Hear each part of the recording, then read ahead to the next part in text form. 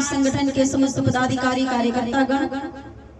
भारतीय शक्ति चेतना पार्टी के समस्त पदाधिकारी कार्यकर्तागण, गुरु भाई गुरु बहने, बच्चे एवं आए हुए नए माँ के भक्तों को सादर जय माता की, जय गुरुवर की।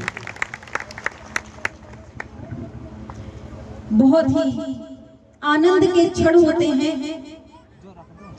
जब हजारों की संख्या में हमारे भाई बहन एक साथ बैठ करके माँ की आराधना साथ में मिल करके करते हैं। आराधना साधना तो हम सभी अपने घर में नित्य प्रतिदिन करते हैं, मगर जब हम सामूहिक रूप से साधना करते हैं तो माँ के चरणों में हमारा सिर्फ एक निवेदन होता है कि माँ हमारे इस कार्यक्रम में जो भी भाई बहन आ जाए,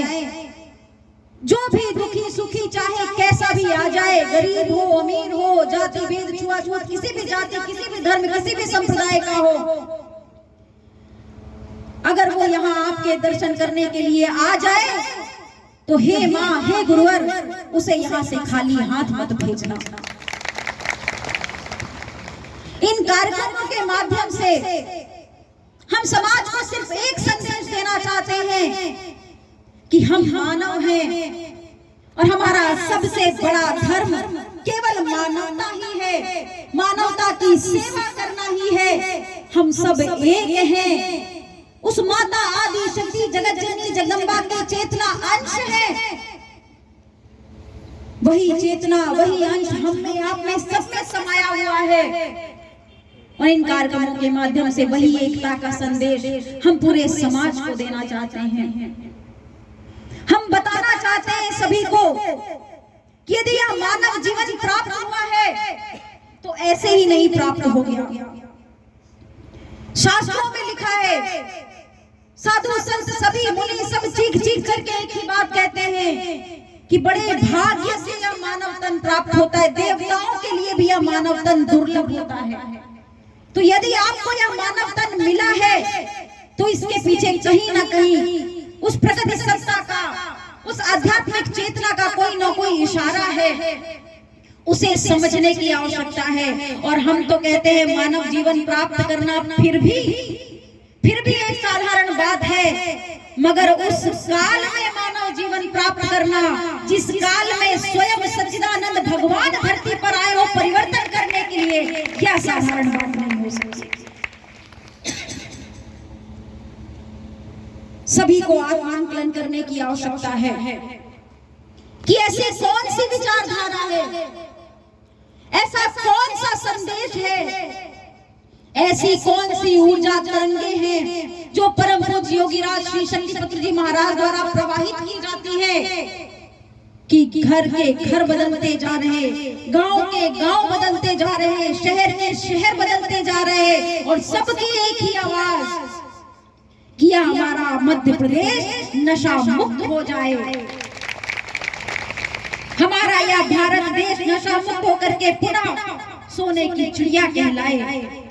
यह संदेश समाज के लिए परम पूज्य योगीराज श्री शक्तिपुत्र जी महाराज अपने आप को तपा रहे हैं। उस सिद्धाश्रम धाम में रह करके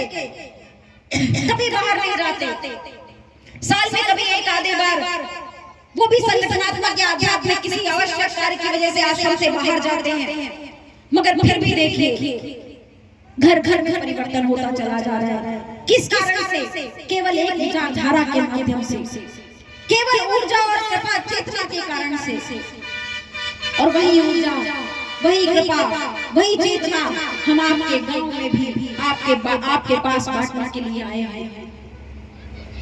यह साधना क्रम साधारण साधना क्रम नहीं है, सभी ग्रंथों का सार इस साधना क्रम में है। जैसा कि कहा गया है कि कलयुग केवल नाम आधारा, हर युग में कभी यज्ञ करने पड़े, शक्तियां प्राप्त करने के लिए, बाधाओं को दूर करने के लिए हवन करने पड़े, तपस्याएं करनी पड़ी, वर्षों वर्षों युगों युगों की तपस्याएं करनी पड़ी, तब जाकर के किसी ने कोई शक्तियां प्राप्त की। बड़े बड़े यज्ञों को कर करके लोगों ने अपनी अपनी मनोकामनाओं को पूर्ण किया, मगर कलयुग में बताया गया कि केवल नाम का आधार,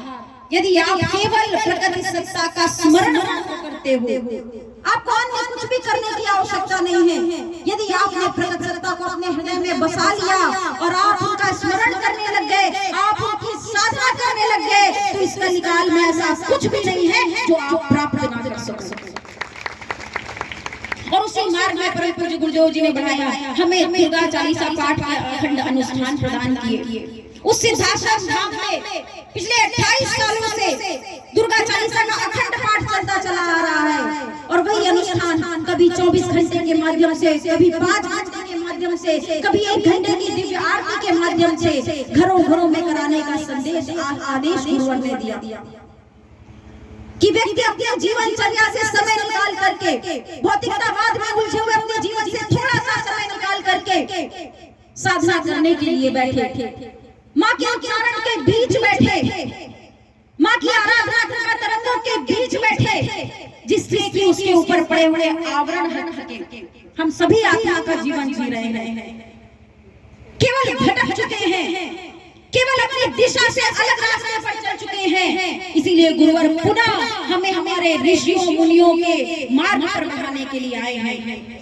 हमें पुनः उसी सनातन धर्म की ओर ले जाने के लिए आए हैं, जिसके माध्यम से वास्तव में बड़े बड़े ऋषियों मुनियों ने पूर्णता को प्राप्त किया है, प्रगति सत्ता को प्राप्त किया है।